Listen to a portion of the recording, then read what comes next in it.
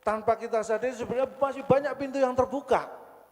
Yang itu tidak terlihat oleh kita karena kita terlalu terpaku pada satu pintu yang tertutup. Itulah saya niru maling di situ. Maling itu kalau ketemu jendela, pintu ketutup, dia cepat nyari yang lain, siapa tahu ada yang kebuka. Kesempatan itu selalu dicari, pantang menyerah. Jadi semangat pantang menyerahnya itu yang harus kita tiru dari maling. Bukan nyolongnya ya. Nyolong maling, apalagi korupsi, apapun itu tidak ada yang benar. Tetapi semangat maling itu yang harus kita tiru. Tidak pernah terpaku pada satu pintu kesempatan, selalu mencari kesempatan yang lain. Hidup maling. Kok gitu, terakhir kita udah mau gini loh. Kasih HP. Enggak sih, nanti di pertemuan Biasanya- berikutnya. Nunggu Bu, diundang lagi kan Bu? Yang bukan ketiga saya yang ya minta Bu? loh Bu. Mbak makasih ya. Alhamdulillah. Ada nasi Mbak. Belum makan ya? Saya kurang sopan di depan, atau Bapak Ibu di depan, saya di belakang. Enggak dong, enggak Itu nggak dong. enak ini. Mohon maaf. Selamat datang di Ugris, Ca. Terima kasih Bu Mega. Alhamdulillah setelah tidak menjadi presiden sekarang jadi dosen di sini. Alhamdulillah, Prof. Ya, terima kasih. Lucu sekali Bu. Ini dokter tapi lucu ya Allah. Coba berdiri sini, Ca. Nggak apa-apa. Sini, gandeng. Ca, tingginya berapa? Jadi Bapak Ibu, saya memang mengantar anak saya mau ambil rapot. saya kalau ditanya tinggi itu apa? Saya nggak pernah ngukur saya. Oh iya, nggak Karena pernah saya itu ngukur. orangnya takut ketinggian. Jadi Oh, nggak pernah. Kalau mohon maaf, tingginya berapa? Aduh, Ca kenapa Ya, tanya kayaknya- itu sih? Ada 3 hal kayaknya- terlarang loh. Maaf pertanyaan saya mungkin kurang sopan. Iya. Karena memang nggak tinggi ya, jadi jangan ditanya tingginya berapa. Saya lupa, saya setinggi Bu Mega ini Kelas berapa? mungkin masuk SD. Jadi saya udah lupa rasanya setinggi Bu Mega ini. Udah lupa ya? Saya belum pernah sih setinggi calon tong. Tapi yang jelas gelarnya dan ilmunya yang tinggi. Tepuk tangan buat Bu Mega. Luar biasa. Iya, terima kasih ya Ca sudah berkenan hadir di tengah jadwal padat calon tong luar biasa. Kami tahun ini temanya, mau denger nggak Ca? Apa itu? Upgris berpikir kritis, upgris adaptif, upgris survive. Ah, itu dia. Nah, itu dia ya, panjang ya. Kayaknya Berpikir ngasih beban. kritis, adaptif, survive. Bagus. Bagus. Itu Wah. aja. Bisa dijelaskan satu persatu. Aduh. Enggak lah, nanti calon tong aja. Ya, Cak, tanpa lama-lama karena Iya. audiens ini sudah nggak sabar. Nanti 10 menit tapi rasa 3 SKS ya. Susah banget. Saya 3 SKS itu saya lalui 3 tahun kok. Oh, 10 menit gimana?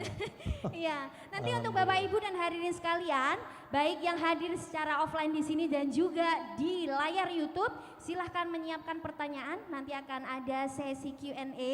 Jadi siap-siap untuk nanti disampaikan ke Cak Lontong supaya bisa jelas gitu ya, Cak, Iya, logikanya. iya. Iya, Ya, iya. silahkan Cak. Terima kasih Bu Mega. Sekali lagi mohon izin. Beliau ini guru besar yang tepuk tangan buat Bapak Ibu yang terhormat. Terima kasih saya sudah dihadirkan di acara yang sebenarnya tidak pantas menghadirkan saya. Saya itu kalau tadi Bu Mega menyatakan saya terhormat karena bisa mengundang Cak Lontong gitu ya.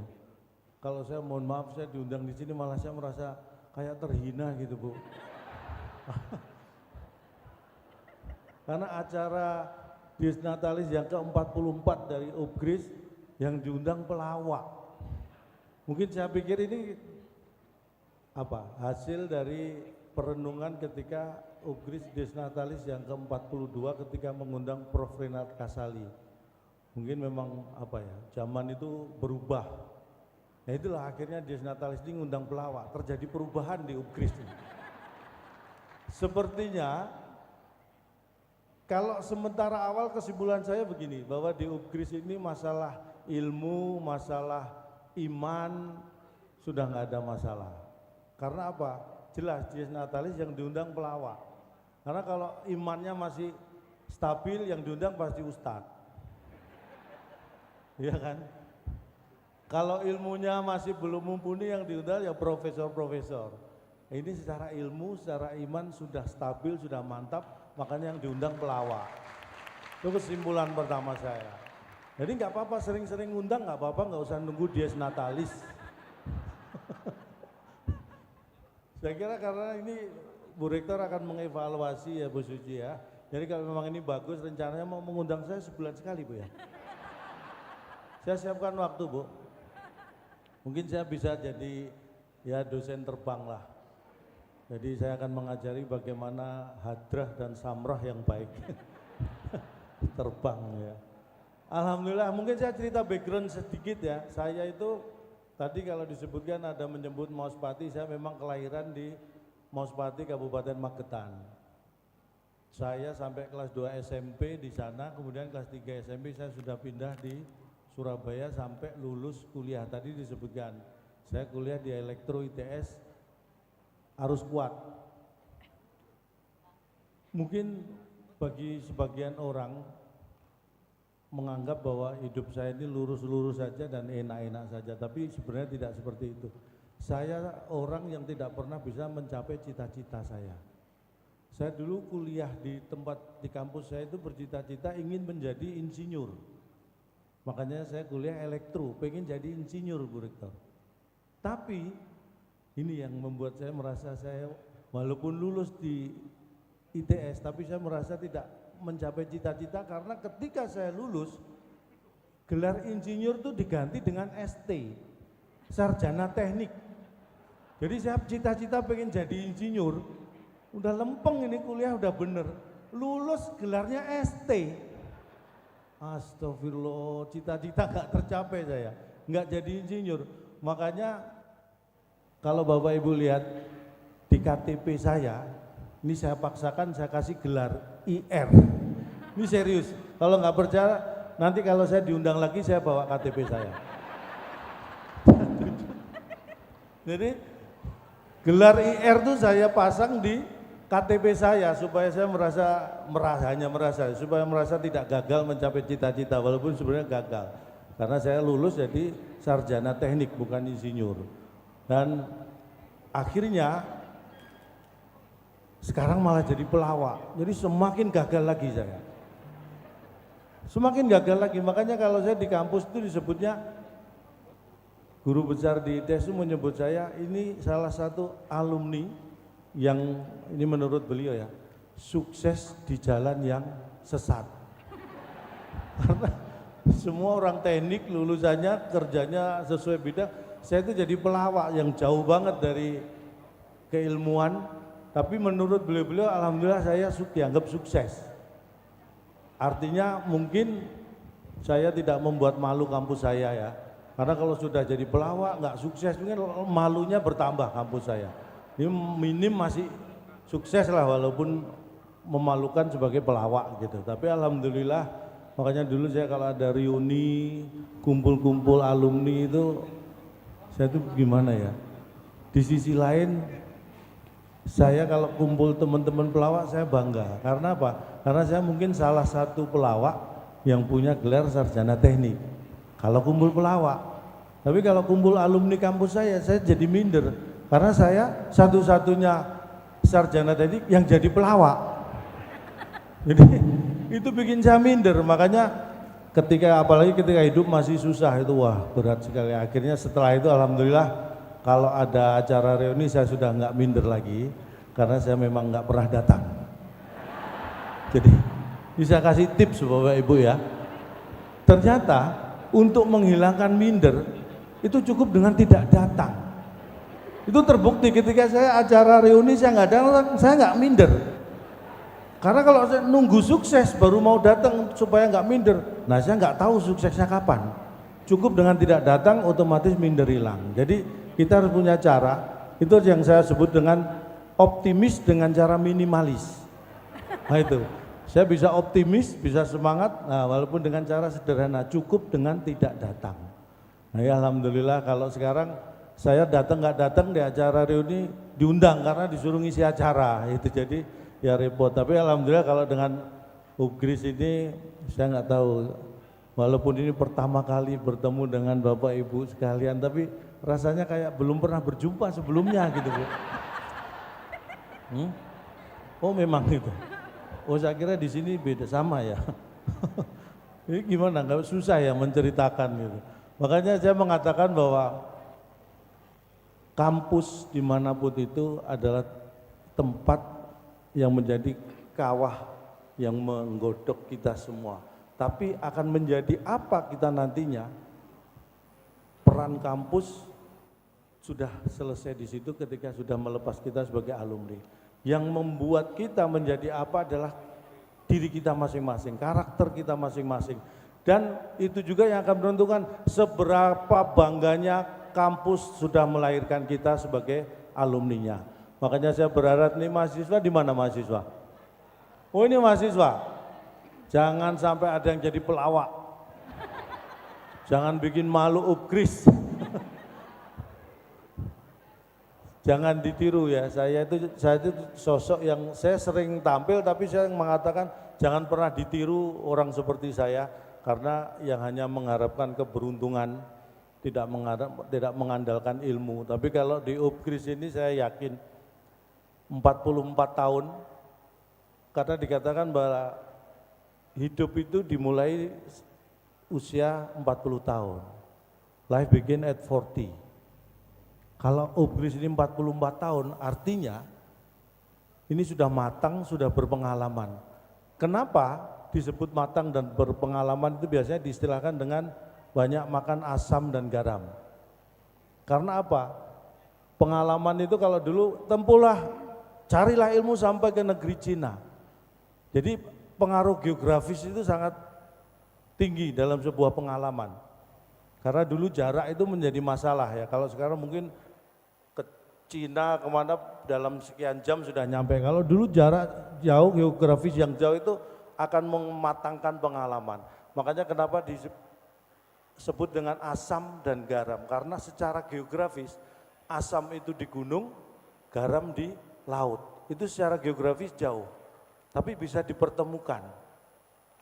Dan di Upgris ini kenapa saya sebut ini sangat berpengalaman dan sangat piawai, karena 44 tahun membuktikan bahwa asam dan garam di gunung dan di laut dipertemukan dalam sebuah rasionalitas di Upgris ini. Tanpa itu tidak akan bisa 44 tahun dilampaui. Tahun 81 berdiri, hebat. Padahal tahun 80 belum ada Upgris. Hebat, 81 sudah berdiri. Kalau dulu mungkin kita mengenalnya dengan IKIP ya Bu ya, IKIP PGRI gitu. Kemudian ada perubahan semua IKIP menjadi universitas, jadi sekarang Upgris, Universitas Persatuan Guru Republik Indonesia Semarang. Alhamdulillah, saya dulu cita-cita saya sebenarnya ini bukan pamer ya, Bu Suci mohon maaf, cita-cita saya itu sebenarnya pengen menjadi rektor seperti bapak saya. Ya saya dulu pengen menjadi rektor seperti bapak saya. Ya maksudnya bapak saya bukan rektor, bapak saya juga pengen jadi rektor.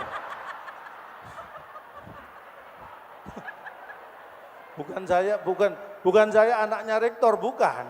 Saya pengen jadi rektor seperti bapak saya. Bapak saya juga pengen. Dan saya sama persis, sama-sama nggak jadi rektor. Jadi saya itu penerus keluarga yang pas lah. Apa yang dilakukan bapak saya persis saya tiru. Pengen jadi rektor sama-sama pengen. Nggak jadi sama-sama nggak jadi, alhamdulillah. Makanya saya anak kesayangan di keluarga, karena saya itu anak ketiga satu-satunya.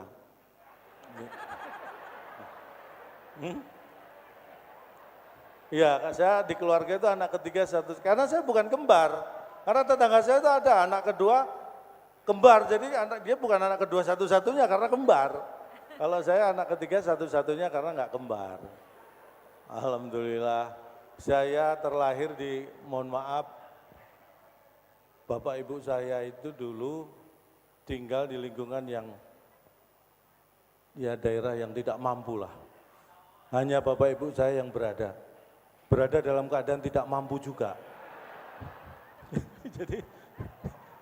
jadi saya itu terlahir bukan di tempat yang nyaman dan enak.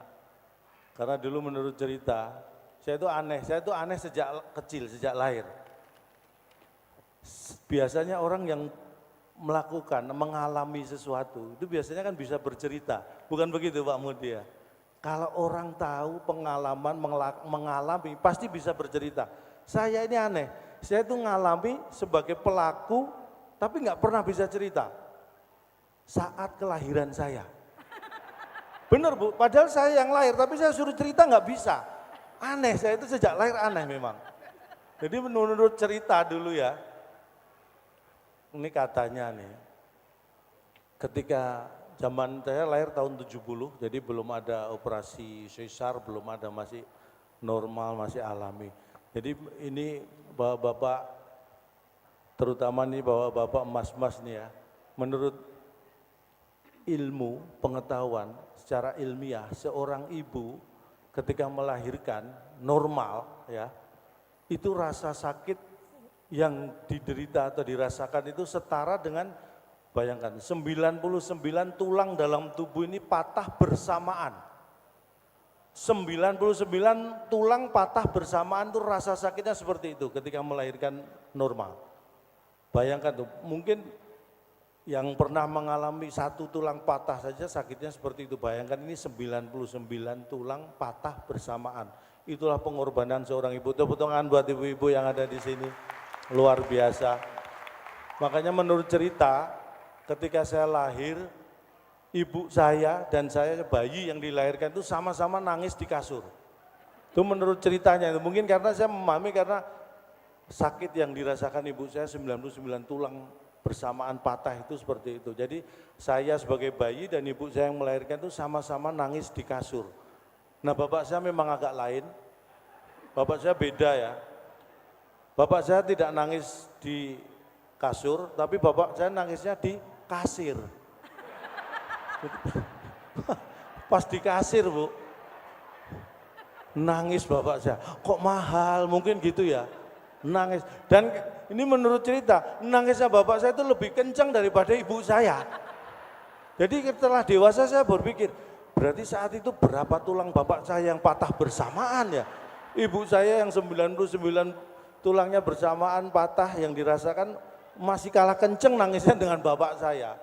Tapi itulah kehidupan saya sampai SD ya, bapak saya dulu supir, ibu saya perawat.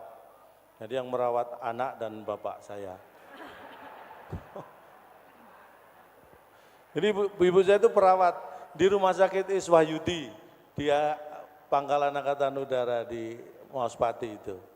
Ibu saya perawat, bapak saya itu supir bus. Jadi jarang di rumah, paling di rumah sehari 2 hari istirahat, kemudian kerja lagi bisa seminggu lebih gitu. Cuma saya waktu kecil kadang sudah saya itu orangnya kritis, sejak kecil tuh kritis, melihat sesuatu itu saya mikir, kalau di rumah, bapak saya jarang di rumah, tapi begitu di rumah nggak pernah diajak ngobrol sama ibu saya.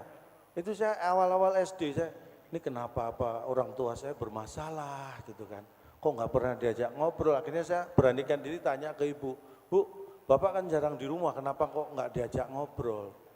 Oh kamu masih kecil, ibu saya itu gitu. Ibu saya itu orangnya tegas, kamu masih kecil, belum nggak tahu, ada aturannya, dilarang bicara sama sopir. Jadi saking patuhnya pada aturan ibu saya, bapak saya yang sopir kalau di rumah nggak pernah diajak bicara. Takut, ibu saya itu saking takutnya melanggar, dilarang bicara sama supir. Terus saya mikir-mikir, bapak kan nggak mungkin masa di rumah nggak boleh. Akhirnya saya kasih tahu ibu saya, Bu, supir itu nggak boleh diajak bicara ketika sedang nyetir. Itu supaya tidak terganggu konsentrasinya, nggak boleh diajak bicara. Tapi kalau di rumah boleh diajak bicara. Nah, akhirnya ibu saya mulai memberanikan diri ngajak bicara bapak saya. Bapak saya nggak berani jawab, karena kalau di rumah bapak saya itu disetir sama ibu saya. Jadi bapak saya mau jawab, loh istri saya kan lagi nyetir. Jadi nggak berani jawab bapak saya. Saking Saking saling pengertiannya itu seperti itu. Alhamdulillah. Tapi hebatnya orang tua saya walaupun sederhana, tetap anaknya harus kuliah. Itu yang saya tahu betul. Makanya saya dikuliahkan oleh orang tua saya walaupun dengan biaya yang sangat terbatas. Makanya saya dulu prihatin karena waktu awal kuliah, bapak ibu saya itu harus ngutang ya, harus kredit untuk membiayai kuliah saya. Jadi saya sangat prihatin dan saya terpacu untuk cepat-cepat menyelesaikan kuliah karena takut membebani orang tua. Tapi alhamdulillah hanya sampai 3 semester bapak ibu saya membiayai kuliah saya dengan cara berhutang. Karena sejak semester 4 alhamdulillah bapak ibu saya sudah tidak perlu hutang untuk biaya kuliah saya. Karena sejak semester 4 saya sudah bisa hutang sendiri.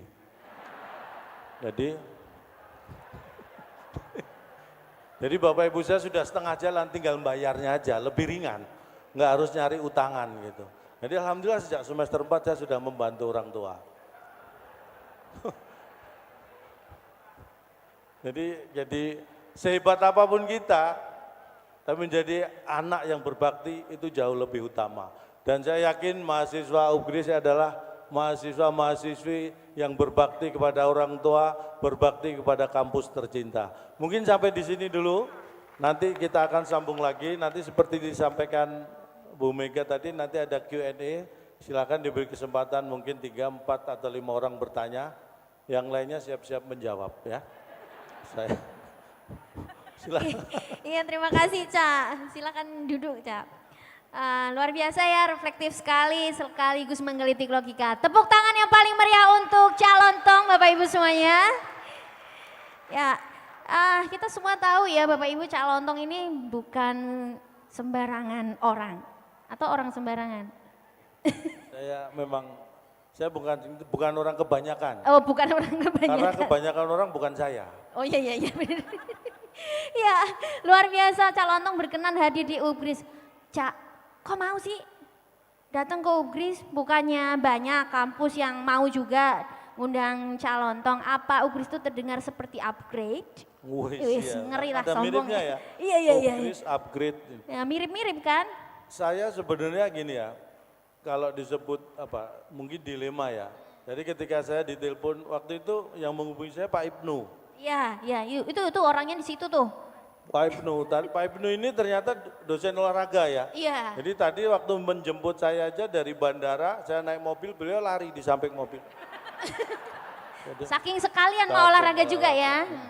Jadi ketika dihubungi Pak Ibnu untuk acara Dies Natalis UGRIS yang ke-44, saya dilema waktu itu. Antara ini saya ambil atau saya terima gitu kan. Kenapa? Jangan gitu lah Cak. Ya ini maksudnya saya pertimbangan akhirnya saya terima. Karena kalau ini nggak saya terima diambil orang lain gitu kan. Makanya cuma saya kadang berpikirnya begini, ini acara Dies Natalis, kampus yang hebat, yang untuk orasi ilmiah, judulnya orasi ilmiah lo bayangin, apa nggak beban buat saya. Orasi ilmiah, jadi semalam saya sampai nggak bisa tidur. Saking nggak bisa tidurnya, saya ketiduran. Berarti bisa. Ya, saya itu kalau tidur itu biasanya nunggu ngantuk kan. Saya di malam itu saya nunggu ngantuk, nggak datang-datang sampai saya ketiduran. Ngantuknya masih belum datang juga. Begitu saya bangun, lah ngantuknya sudah pergi. Sudah hilang, jadi saya repot. Jadi memang, makanya saya jadi orang itu gini Bu Mega ya, saya jadi orang itu merasa kadang-kadang sering nggak pas gitu loh. Karena sejak dulu teman-teman saya bilang, kalau kumpul-kumpul nggak ada saya, rasanya itu ada yang kurang. Tapi kalau ada saya, rasanya ada yang lebih. Jadi nggak pernah pas saya itu. Kalau nggak ada saya kurang, begitu ada saya rasanya lebih. Jadi saya itu memposisikan diri aja susah. Dulu karena saya tinggi, saya mulai SMA itu teman-teman, kamu ikut klub basket. Saya ikut klub basket. Nggak sampai 3 bulan dikeluarkan. Kenapa tuh? Karena dievaluasi, terlalu lucu. Jadi saya ikut klub basket nggak sampai 3 bulan dikeluarkan karena terlalu lucu. Nah, karena terlalu lucu saya ikut grup lawak. Sama nggak sampai 3 bulan dikeluarkan karena kurang lucu. Lu kan repot.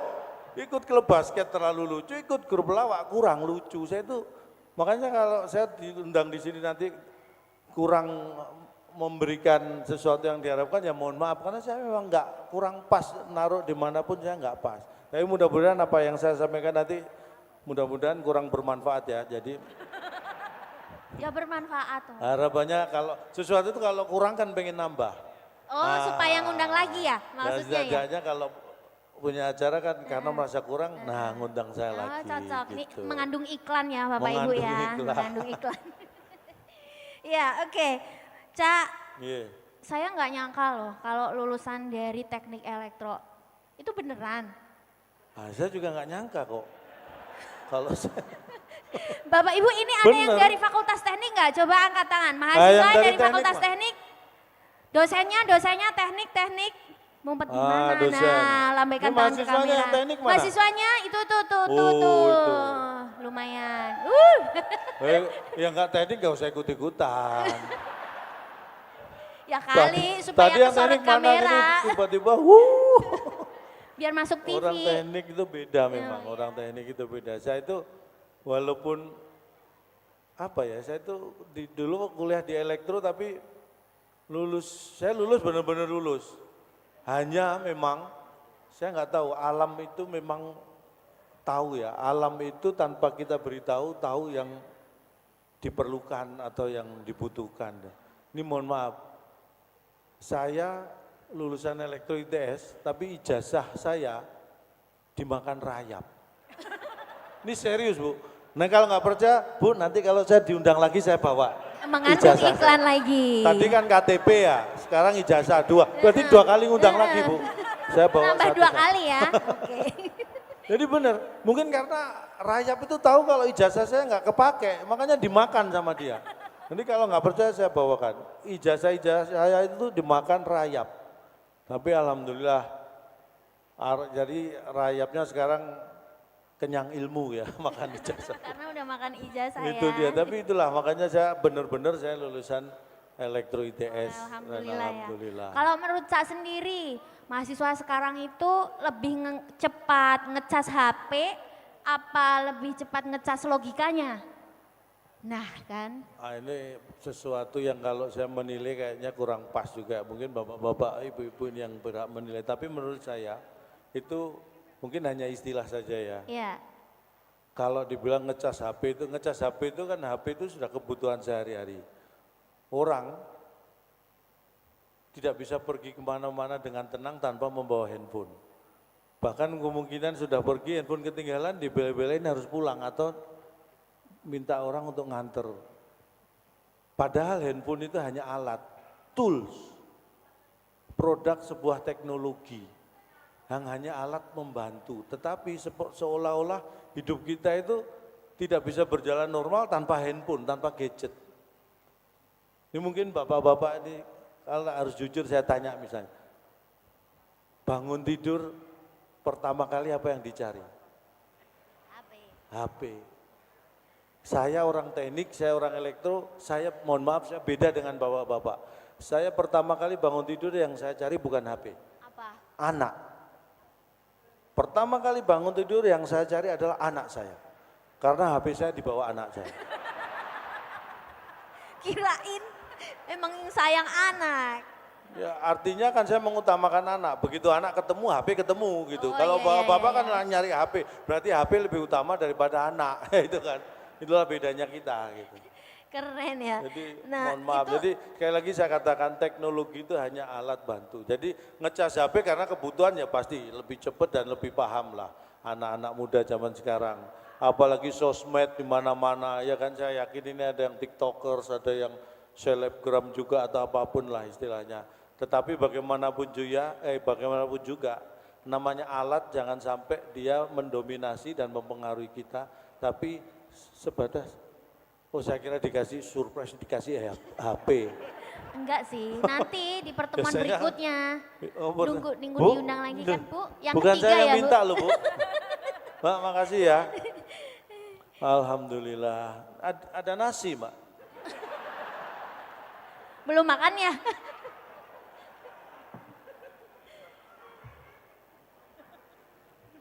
Enggak, tadi saya begitu keluar bandara langsung diajak mampir ke Pak Wito. Oh Pak Wito. Sama Enak nggak, Pak Cak? Ibnu. Alhamdulillah enak. Gulenya enak Pak Wito.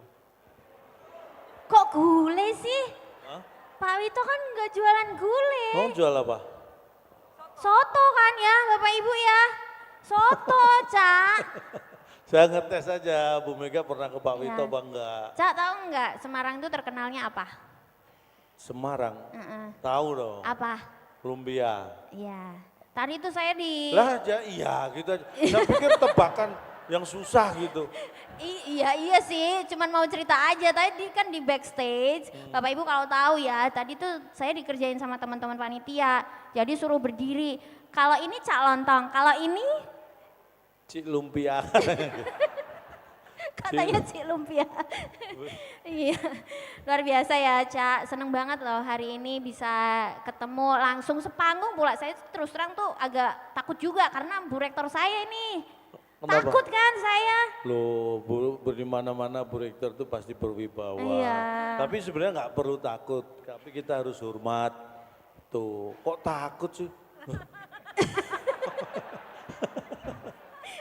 Bisa aja Bu Mega. Iya ya, Cak, lagi ya itu teknik elektro. Tambah lagi kita tadi udah baca kan CV-nya Cak Lontong itu sudah handle proyek-proyek besar di Indonesia.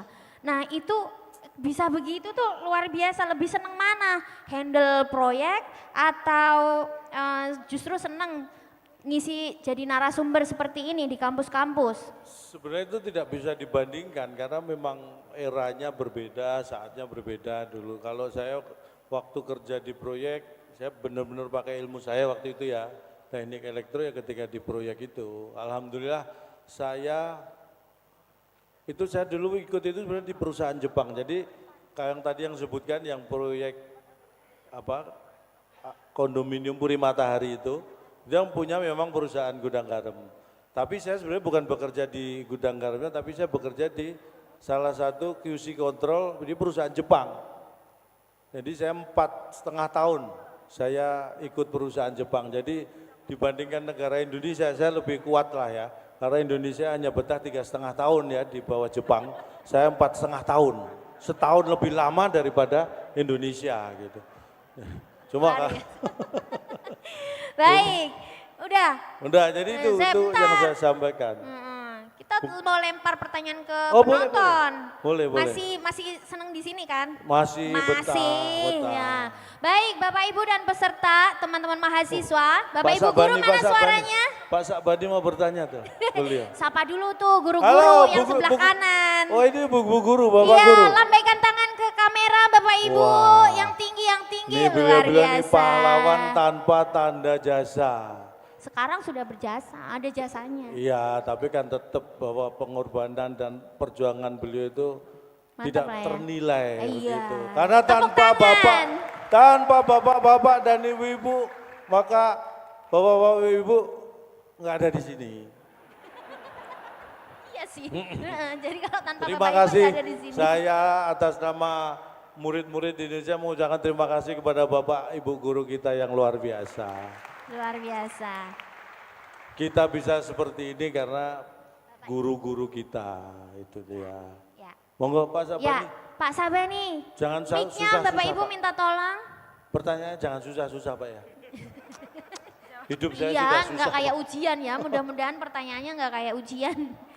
Loh, oh ini mic-nya. Maaf. Malah, ya. Satu aja Mas mic-nya. Iya, masih. Tadi saya sudah tanya Cak Lontong, berangkat di Jakarta atau Surabaya? Jawa di Jakarta. Saya pengen lagi diulangi, dari mana? Dari Jakarta Pak. Oke, itu mesti wajib bersyukur. Karena tidak harus berangkat dari Surabaya. Karena harus mampir temannya ke Madiun dulu. Iya. Kan Madiun terkenal pecel. Pecel. Jadi Lontong ngambil di pecel. Bisa Pak mohon ya. maaf. Ini Itu ketua saja. yayasan loh, ini ketua Iya, yayasan beliau. ya. Siapa? Ketua yayasan. Iya, Pak. Iya. Nggak, mohon Ayo, maaf. ayo. Pak Sabani ini bukan bertanya tapi lebih ke mengancam Iya, ya. ngancem ya jatuhnya. Ini Jatuhnya ketua yayasan mengancam. kita loh, Cak. Jangan sampai ketemu pecel. Apalagi ketemu sate Pak. Aduh. Oh, pasangannya. Loh, Bapak nggak jadi tanya, Pak? Cuma tanya dari mana tadi, Jakarta apa Surabaya gitu aja? Bertanya beneran ya beliau ya? Saya udah takut di pertanyaannya berupa kayak pertanyaan ngetes, ternyata bertanya beneran. Bisa gitu. lucu juga ya? Bapak Ketua lucu-lucu yayasan. memang Pak. Saya ngobrol tadi Pak Mudi lucu, ini Pak Sabani lucu. Saya jadi minder juga di sini. Iya, terima kasih Pak Sabani. Baik, Bapak Ibu yang lain ada yang mau bertanya? Saya dari Jakarta Bapak Ibu. Tadi maksudnya berangkatnya dari Jakarta. Oke, monggo Pak. Mic-nya. Mas Nanda mic-nya di depan. Ini. Oh nanti Bapak ini di depan dulu Pak. Tenang Bapak berdiri dulu di situ aja Pak. Lama. Ya takutnya loncat Bapak. Jangan loncat Jangan Bapak, loncat, ya jangan Pak. loncat. Nggih. Terima kasih Cak Lontong. Nggih Pak. Ini pertanyaan bener ini. Oh ya. Serius dengerin Cak. Begini, saya secara pribadi penggemar Cak Lontong. Wih, cie, nanti jumpa fans ya. Pak, jangan bahagia dulu, kayaknya Bapak ini serius. Takutnya belakang-belakangnya ngancam kayak Pak Sabani. Kira-kira juga gitu sih. Lucunya itu intelek gitu loh. Kan ada pelawak yang saru, tidak lucu. Ada yang saru omongannya tapi lucu. Ada yang tidak saru dan lucu sekali, ya Cak Lontong. Tepuk tangan Bapak Ibu. Luar biasa. Dulu Senang saya gak sih? senang ikutin yang itu Pak. Dono Kasino Indo itu juga intelek tapi ada saru-sarunya itu. Cak Lontong ini bersih, suci itu loh ya. Tapi lucu, jadi keren. Maaf, itu Bu Rektor Pak. Iya, itu. Iya. Makanya saya bangga punya rektor itu. Bisa mencari yang seperti ini nih ya. Begini Cak Lontong. Sekarang kan Cak Lontong masih muda. Suatu ketika kan tua. Suatu ketika tua sekali. Nah kalau nanti Cak Lontong sudah tua sekali gitu ya. Kan perlu pengganti. Siapa tahu ada orang-orang sesat di atas sana Pak. Nah, mahasiswa itu. Yang keguruan, yang dokter, yang teknik, tapi juga akan jadi pelawak. Refleksnya Cak Lontong ini luar biasa menurut saya. Apa ada latihannya di rumah? Itu tolong kalau ada resepnya, itu tolong yang di atas itu dilatih biar besok bisa, kalau Pak Cak Lontong sudah tua sekali, jadi penggantinya. Biarlah Ugris malu punya mahasiswa yang tidak bekerja sesuai jurusan, enggak apa-apa. Sepanjang seperti Cak Lontong ini enggak masalah saya kira. Kita juga ikut bangga. Ya. Terima kasih itu aja Tonton. Latihannya bagaimana itu? Kok bisa seperti itu? Apa saja jadi lucu. Jajal kait mau kayak. Apa bae metu kan? Lucu-lucu kabeh kayaknya lho. Langkah sing ora lucu. Terima kasih. Nggih matur. Nyuwun sewu asmanipun sinten Bapak? Saya Sutikno, Pak. Oh. Pengurus harian PGRI. Su itu bagus, tik itu cerdas, meletik, dan no laki-laki. Jadi laki-laki yang cerdas dan baik hati, Pak. Alhamdulillah. Alhamdulillah. Alhamdulillah. Ini pengurus PGRI. Itulah, nama itu membawa rasa. Ya, pas ya, sesuai Nama itu ya. karena ya seperti beliau diberi nama oleh orang tua beliau Sutikno. Su itu bagus, tik itu pinter, Meletik, cerdas, pinter. no itu laki-laki. Itu doa ayah saya yang disetir oleh ibu saya. Loh, Pak, mohon maaf, jangan-jangan Bapak ini kakak saya.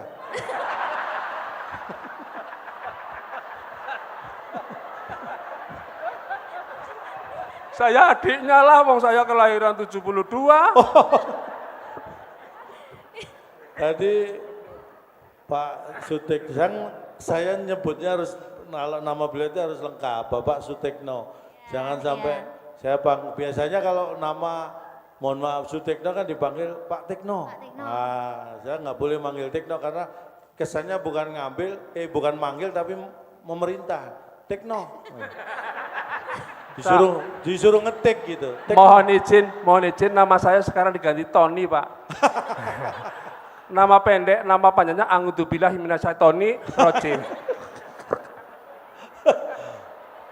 Pak, mohon maaf sekali lagi, ini peringatan terakhir. Bapak Ibu, tolong jangan lucu-lucu. Cukup saya saja yang lucu di sini supaya berimbang itu kalau Iya kan Bapak Ibu kesaing lucu. ya Cak ya, Iya. kesaing nih. Ngapain jadinya ngundang nih. saya gitu.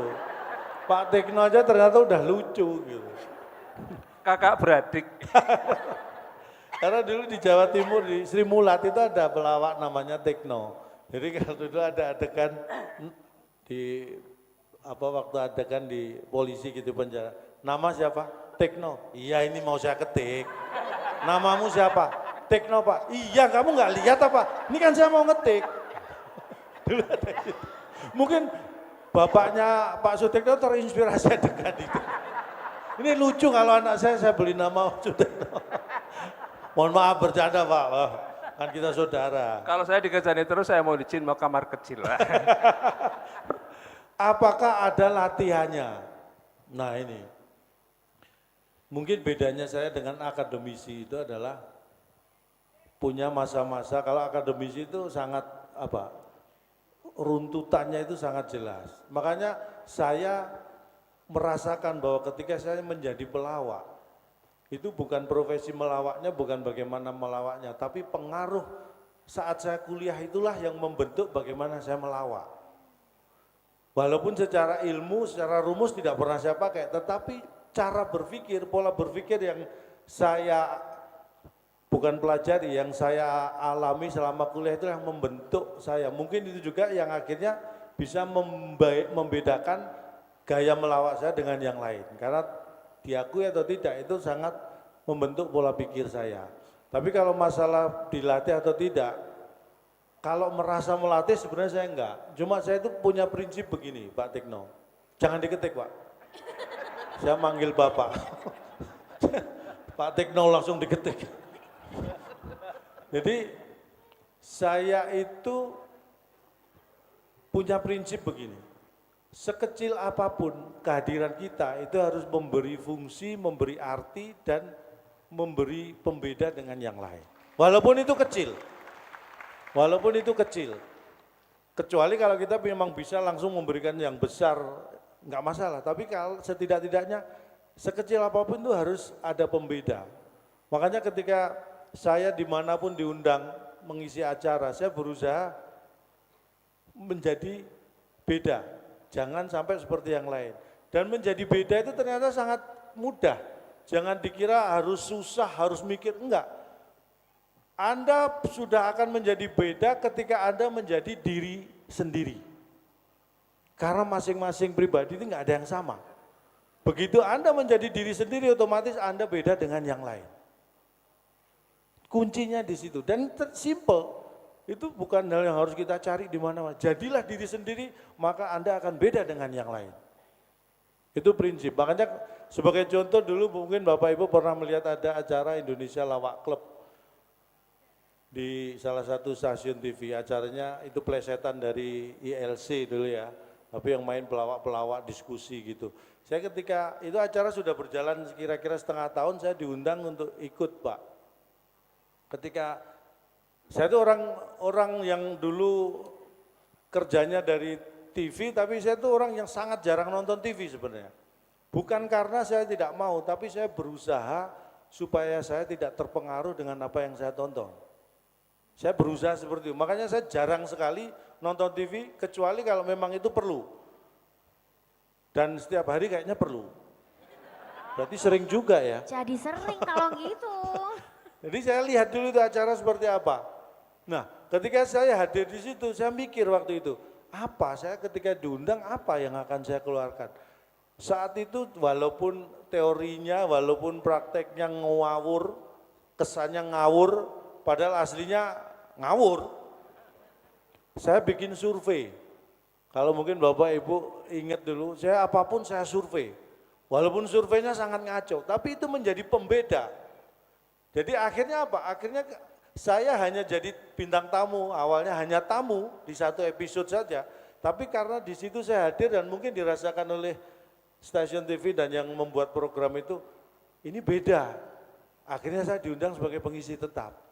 Artinya ketika kita menjadi diri sendiri, itu sudah 50% kita pegang itu kunci.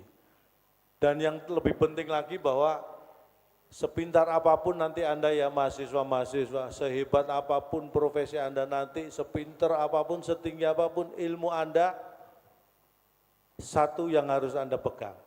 Karena ilmu itu bertambah, Anda kalau tidak upgrade bisa ketinggalan. Tapi satu yang tidak bisa ketinggalan dan harus Anda pegang yaitu attitude, karakter. Itu jauh lebih penting. Karena ilmu, skill yang Anda miliki itu adalah alat untuk membuka kesempatan. Membuka pintu kesempatan itu butuh skill, butuh ilmu. Tetapi untuk menjaga pintu itu tetap terbuka untuk Anda, yang digunakan adalah attitude. Jadi sepintar apapun Anda, seterampil apapun Anda, itu ketika Anda masuk kerja hanya bisa membuka kesempatan kerja.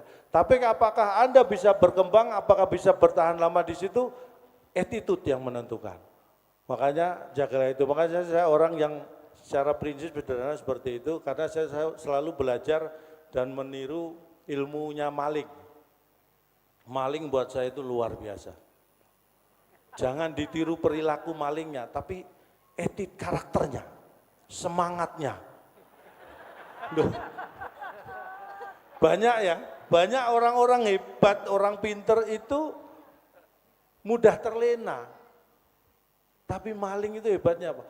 Maling itu tidak pernah terlena dalam arti tidak, kalau melihat kesempatan, satu kesempatan tertutup, dia akan selalu mencari kesempatan yang lain. Kalau kita kadang-kadang enggak. Kadang-kadang kita meratapi, merenungi secara mendalam sesuatu pintu yang tertutup, tanpa kita sadari sebenarnya masih banyak pintu yang terbuka.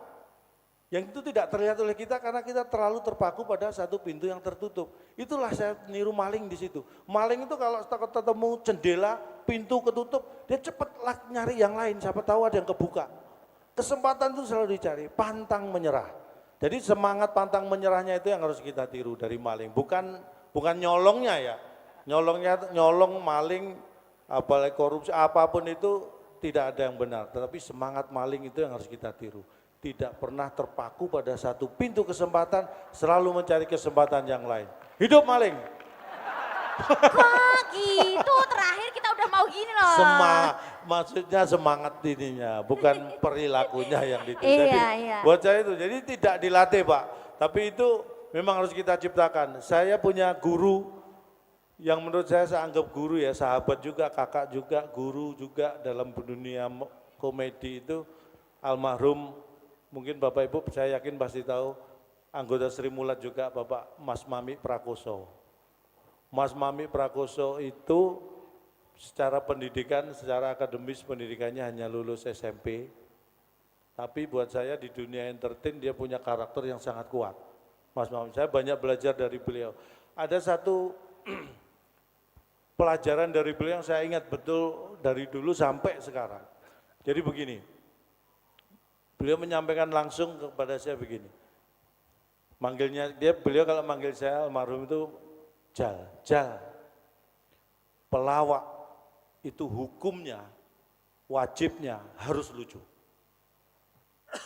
Seperti kalau penyanyi ya harus bagus suaranya, kalau pelawak itu hukumnya, wajibnya harus lucu. Tetapi pelawak itu juga manusia, biasa. Suatu saat bisa saja enggak lucu. Manusia, bukan Superman. Jadi wajib lucu tapi tidak selalu bisa lucu terus. Ada kalanya pasti nanti tidak lucu. Dan itu yang tidak bisa dikendalikan oleh pelawak. Saya tidak memaksa Bapak Ibu untuk tertawa, enggak bisa. Kalau saya lucu ya Bapak Ibu tertawa, kalau enggak ya enggak, itu tidak bisa saya kendalikan. Tetapi ada satu menurut beliau yang disampaikan ke saya. Hanya satu yang bisa kita jaga, bukan lucunya. Lucu itu kita berusaha semaksimal mungkin karena pelawak memang harus lucu. Tapi kalau toh itu tidak sampai lucunya, satu yang bisa kita jaga, yaitu jadilah pelawak yang enak ditonton. Enak dilihat, enak ditonton itu bisa kita jaga. Dari penampilan, dari cara berbicara, dari gestur kita, itu bisa kita jaga, bisa kita kendalikan. Karena apa menurut beliau? Kamu jadi pelawak, Kalau toh suatu saat kamu pas tidak lucu, orang tidak akan meninggalkan kamu. Karena apa? Karena kamu enak ditonton. Jadi enak ditonton itulah yang harus kita jaga, harus kita pertahankan. Lucu harus kita usahakan, tapi kita tidak bisa memaksakan. Tapi menjadi persona yang enak ditonton, itu yang harus kita jaga. Itulah yang saya pegang. Makanya saya berusaha ya, ini saya juga supaya enak ditonton, jadi diikuti enak, dan saya kemana-mana jadi senang karena jadi nambah banyak saudara gitu. Terima kasih Pak Tekno. Nggak usah diketik Pak. Nggak usah diketik lagi. Ya, sebelum saya ke penonton lagi ya, Cak. Ini nyambung banget sama tema Upgris Dies tahun ini. Ya. Upgris Unstoppable. Unstoppable.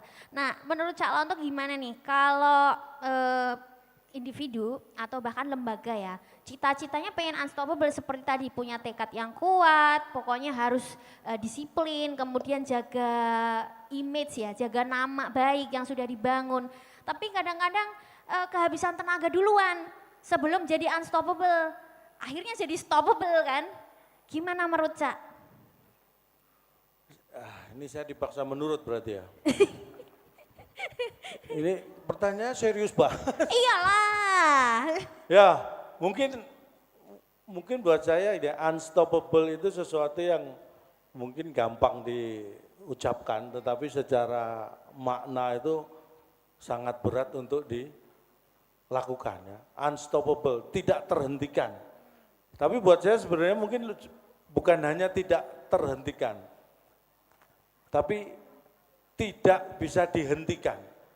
Tidak bisa dihentikan dan tidak terhentikan itu hal yang berbeda.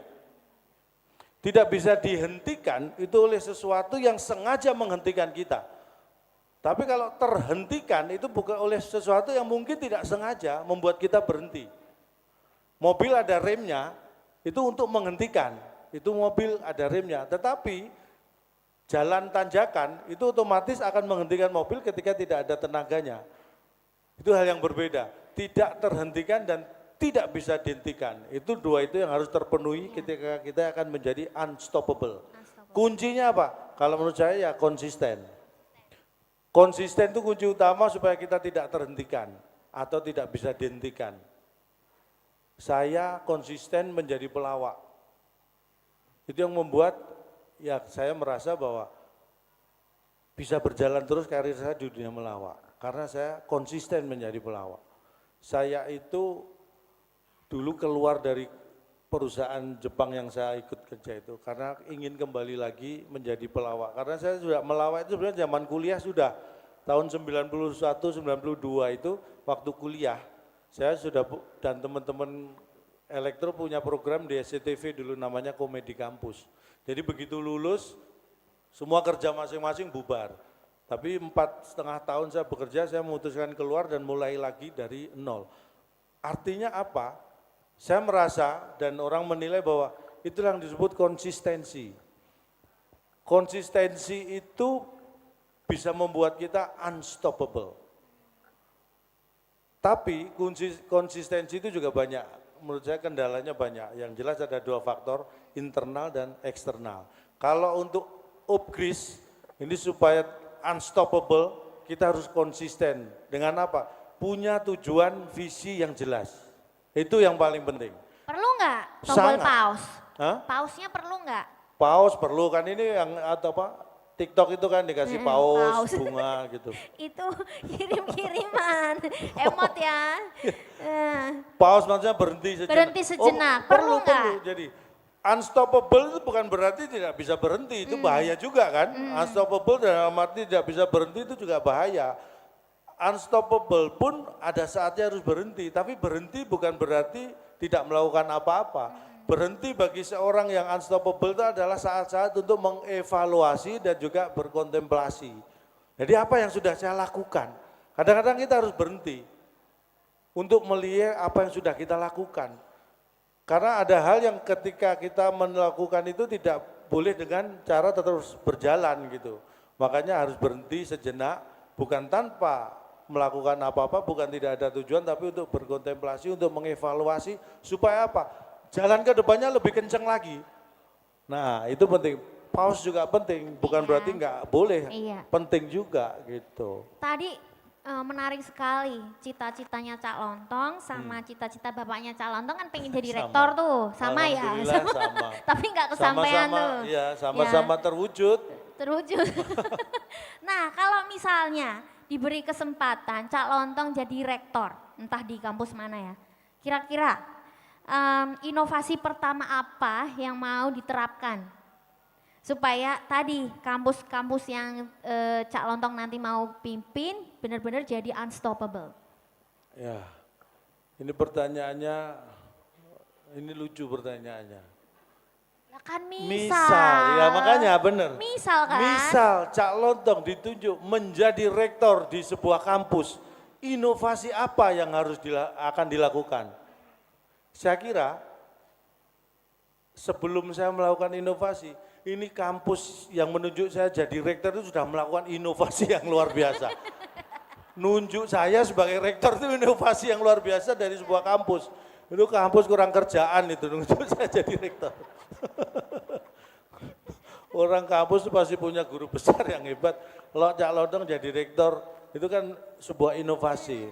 Artinya buat saya begini, kalau misal itu saya ditunjuk menjadi rektor, yang pertama saya lakukan adalah saya terima dulu.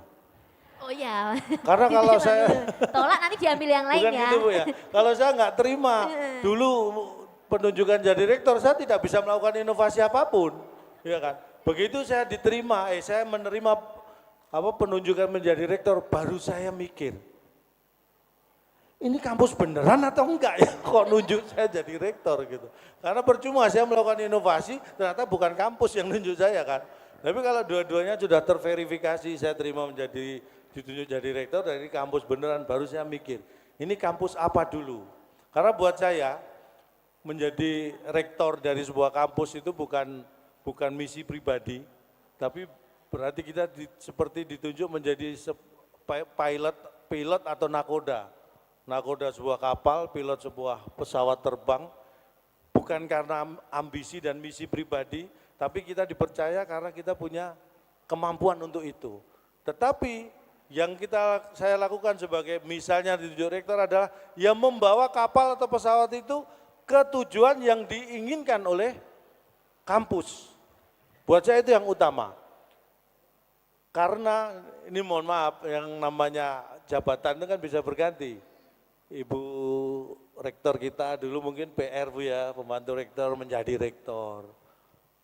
Bisa berganti, tapi kampus UPGRIS tetaplah kampus UPGRIS. Siapapun yang memimpin harus menuju apa yang dicita-citakan oleh kampus ini.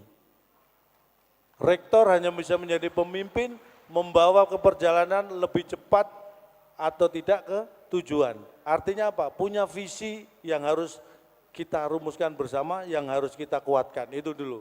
Tapi bukan hanya berhenti di visi, tugas seorang rektor adalah membuat aksi supaya visi itu tercapai. Karena visi tanpa aksi itu hanya mimpi.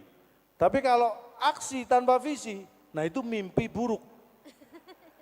Jadi orang hanya aksi tidak punya visi, wah itu bahaya, itu akan menjadi mimpi buruk. Tapi hanya visi, gak ada aksinya, ya itu hanya mimpi. Makanya visi dan aksi itu satu kesatuan, makanya kampus yang hebat, punya visi yang hebat, punya rektor yang hebat, insya Allah akan menjadi lebih hebat. Iya, Gitu. keren sekali, luar biasa. Bapak, Ibu, dan pemirsa semuanya, mohon maaf ini karena waktu. Loh, saya nyantai loh. Mau sih mau. Masih mau. Nanti teman-teman yang masih punya pertanyaan tinggal tulis di kolom komentar. Oh, di ada? sini, iya, Oh, di sini nanti. Dijawab nggak? Kalau cuma nulis aja Ya mau nanti kalau dijawab juga? nanti kalau langsung saja ke WhatsApp ya. WhatsApp saya. Iya. Biar Saya rame jawab. WhatsAppnya. Nah, Cak, sebelum turun dari panggung, boleh nggak? Ini kan lagi happening ya. Semua dosen di sini pada pegang HP, fotoin kita berdua di sini. Saya ikut ya, Bapak Ibu jangan di crop ya. Maksudnya pesen- gimana? Fotonya jangan cuma Cak Lontong aja, kita berdua jangan di crop Oh. gitu kan. Maksudnya Kak. pesen. Di crop itu kan kalau sesuatu terlihat baru dihilangkan. Kan kamu nggak terlalu terlihat juga. Iya sih. Iya sih nggak kelihatan juga ya. Cak, Iya, iya. Maaf loh Bu Dokter. Lulus Bu Dokter Jepang. Ya Allah. Nyangka nggak sih? Satu-satunya dari, kalau beliau kan ilmunya dari Jepang Bu ya. Satu-satunya dari diri saya yang masih Jepang ya hanya kendaraan aja. Sepeda motor yang dari Jepang. Ya lumayan lah ya masih ingat. Lumayan. Nah karena semua Bapak Ibu di sini dan teman-teman di rumah itu semua pada foto screenshot Cak Lontong harus pakai caption nih. Caption apa yang Cak mau mereka semua tampilkan? Di WhatsApp, di Twitter, di TikTok, di Instagram. Kasih caption Cak. Caption, mungkin caption nggak perlu kalimat, buat saya caption itu cukup sebuah kata. Dan ini sering saya katakan atau sering menjadi apa tema jargon saya ya, tagline saya. Iya. Mikir. Mikir Saya nih selalu ya. punya tagline mikir, karena buat saya, kenapa saya sering mengatakan mikir? Karena saya malas mikir, biar yang mikir orang lain. Gitu.